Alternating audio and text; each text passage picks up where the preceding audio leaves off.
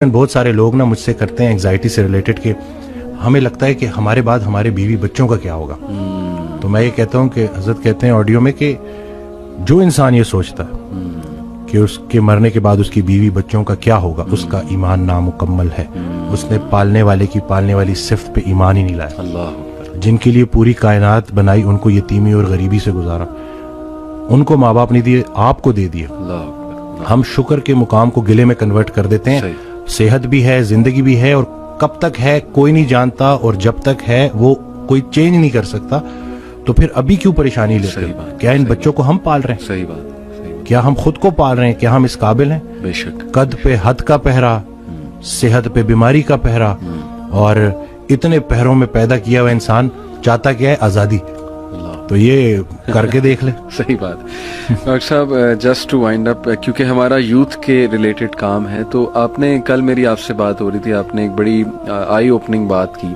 آپ نے کہا کہ ہم نہ ہی مینٹلی, نہ ہی فزیکلی, نہ ہی اسپرچولی اپنی یوتھ پہ کام کر رہے ہیں, اور ہم ایک بہت کمزور جنریشن چھوڑ کر جا رہے ہیں. تو what is your message for the youth in particular, کیونکہ مینٹلی بھی, ایموشنلی بھی, فزیکلی بھی, آپ کی بات ٹھیک ہے, ہم ایک کوئی طاقتور جنریشن نہیں چھوڑ کے جا رہے.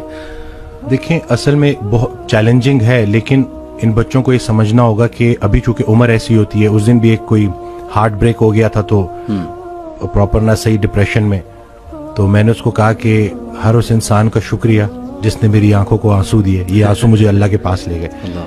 اس انسان کا سب سے بڑا تحفہ یہ جدائی ہے جو تجھے اللہ کے پاس لے کے جائے گی. لوگ کیا کرتے ہیں, یہ جو غیر اسلامی تعلقات, اسی طرح سے غیر شرعی چیزیں, یقین جانے آپ جتنی مرضی دیکھ لیں سکون نہیں ملے گا آپ کو. اور یہی جو آپ کی گروئنگ ایج ہے نا, اس میں آپ کے ہارمونز بھی آن پوائنٹ بہترین ہے. اسی عمر میں آپ نے سپورٹس میں انڈلج ہونا ہے, آپ نے پراپر طریقے سے ڈائٹ کا خیال رکھنا ہے, اور سب سے بڑھ کر یہی لرننگ ایج ہے, اس میں آپ نے سیکھنا ہے. اور جیسے جیسے آپ ایک قدم بڑھائیں گے, اللہ کئی گنا زیادہ آپ کے قریب آتا جائے گا. اور یہ ٹرائیڈ اینڈ ٹیسٹڈ چیزیں, مجھے یہ بچپن میں سکھایا گیا تھا کہ صرف شہرت, دولت اور یہی چیزیں ہوں گی تو بس یہی سب کچھ ہے, کیونکہ ہم ادھر ادھر یہی دیکھ رہے ہیں. لیکن سب کچھ ہوتے ہوئے بھی انتہائی بڑا خلا تھا جو پورا نہیں ہو رہا تھا. تو ہم تو چلیں, وہ کہتے ہیں اگر سیدھی طریقے سے اللہ کے راستے پہ نہیں آتے تو اللہ گھما کے لے کے آئے گا. تو ہمیں تو بہت سی چیزوں سے آپ نہیں گزریں گے انشاءاللہ ان چیزوں سے. آپ کے پاس یوٹیوب پہ کانٹینٹ موجود ہے جو خالصتاً اللہ کی رضا کے لیے لوگ بنا رہے ہیں. ہمارا جو وقت تھا, دور تھا, اس میں ٹھیک ہے ہمیں شاید اس طرح سے توجہ نہیں دی گئی, لیکن اب آپ کے پاس آپشنز ہیں, اور آپ پراپر طریقے سے جو صحیح, دیکھیں دنیا چلی گئی تو چلی گئی, دین چلا گیا تو پیچھے کیا رہ گیا.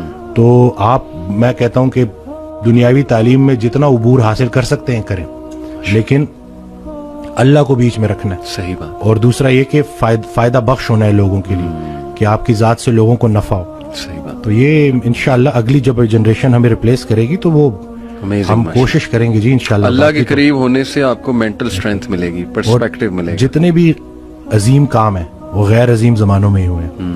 غیر عظیم جہالت کے معاشرے کے ساتھ اللہ دو کام کرتا ہے, یا عذاب بھیجتا ہے یا رحمت للعالمین کو بھیجتا ہے. تو رسول اللہ صلی اللہ علیہ وسلم ہمارے دلوں میں ہے, تو جن کے دلوں میں رسول پاک صلی اللہ علیہ وسلم کی عملی محبت ہے, اللہ ان پہ عذاب نہیں بھیجتا.